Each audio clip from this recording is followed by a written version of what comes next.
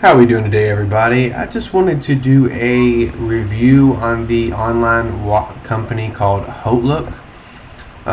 Purchased a lot of clothes on there. I never had an issue, but I did want to do a review on their watches.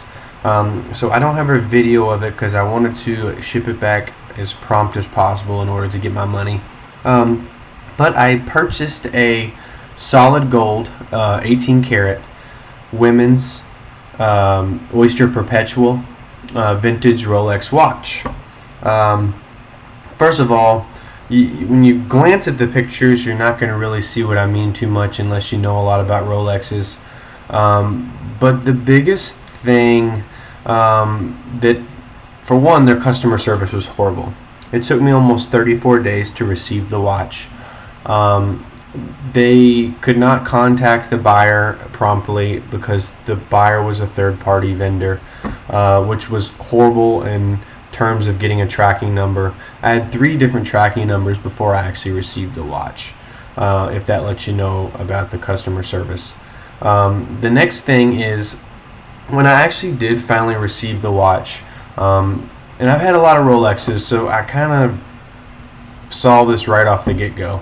As soon as I got out of the box, for one, it wasn't an original Rolex box. It didn't have any papers with it. Now, I didn't state in the listing that it was going to have the original box or the papers, but that would have been a plus for sure. It did come with an appraisal, a certificate of appraisal, which I have pictures. You can kind of see it scrolling through there. But if you stop and look at the quality of this watch, and I mainly pictured the flaws. The first thing about it was the band was from a 70s model. The head of the watch, the serial number, matched a late 90s model. I think it was 99 if I'm not mistaken. The bezel did not even go on that watch whatsoever. Like, it was never made on that specific watch. As far as that specific bezel, if you see the picture, I actually have the bezel where you can see where it was hanging over the side, because the crown actually blocked the bezel from fitting on perfectly centered on the head of the watch. So the crown hung over the left side opposite of the crown, about 1.5 millimeters, which from the top you couldn't see it too bad, but if you looked at it from that left side, it looked awful. The next thing, the bezel was glued on. You can see, I have a picture on there, you can actually see the glue that had kind of oozed out of the side, just like a child science project where they put too much glue and it bubbles out the side. Exact same thing. It wasn't even taken off of the watch. I mean, it's one thing if they glued it and then they removed all the glue. I probably would have never knew until I actually took the watch apart. But the bezel was glued on. Next thing, the crystal. In specific, the crown is supposed to be at the 6-minute mark on the crown that's actually on the crystal. It was put on with glue also, and the crown was almost over to the 9. That's how off-centered the crystal was as well. So yeah, basically the company that I went to have the watch checked out immediately after I saw some red flags. I didn't take the watch home. I took it straight to the store because I felt like it just did not look good. They said, yeah, this is pretty much just worth scrap. I spent almost $4,000 for the watch, and they said that it would have been scrapped at about $1,400 to $1,500 in 18 karat gold. Now, the watch was authentic. I'm not saying the watch was a fraud. I'm not saying it was a replica. It was a real watch. It was a Frankenstein watch, though. And the watch was listed as an original vintage ladies Rolex Oyster Perpetual. And in no way, shape, or form was it original. So I'm not telling you guys, if originality isn't something you guys are looking for, because when you at first glance at prima facie, this watch was a very beautiful watch. Even the guy that I showed it to, he was like, it's a shame because this would have been a beautiful watch if it had used all the correct parts of the specific year, circa year that it was supposed to be. Make a long story short, I called Hautelook. They pretty much told me they had to contact the vendor in order to okay refund. And at that point, I didn't really snap, but I just told him, and I said, listen, you know, this watch is a piece of junk, and I demand a refund, or I will contact people letting them know that you all are selling or representing a company selling a watch that has been pieced together.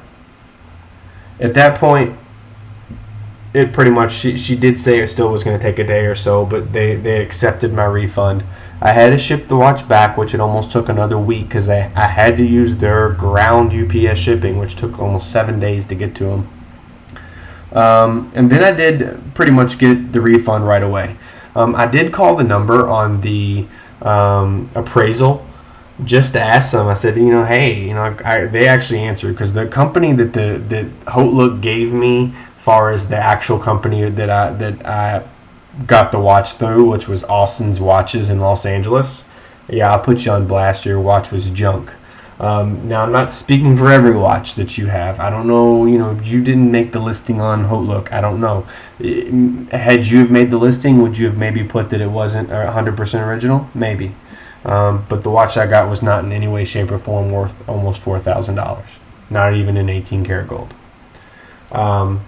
So I contacted the company that the appraisal was through and asked them. I said, hey, were you blind when you made this an appraisal? Like, do you all normally do Frankenstein watches where watches are put together? I can see if you can't find a crown or you can't find a specific part. Sometimes you have to use aftermarket parts, but it needs to be stated. You know, if I bought a vintage Rolex and I could not find a specific crown to that circa, and you had to put one that was maybe a couple years newer of a model that was a little different, and it worked, and it's fine. Long as I know about it and I know what I'm purchasing and I'm not spending almost $4,000 for it. Yeah, so I got my money back, but I'm just basically letting you guys, giving you all beware. For one, it's going to take you almost a month to get the watch if they do one of these Rolex specials. They had Cartiers on there. They had other nice watches, and it's, you know, through a Nordstrom company, so you would think that it would be a legitimate site. So I'm just kind of giving everybody a heads up, so you don't go spend 4, 5, 6, 7. I mean, some of those watches are almost 10 grand on there. You spend $10,000 on a watch, and not only are you waiting for a month, but you get a Frankenstein piece of junk. And Austin's watches, you can look them up on YouTube, or I mean on Google.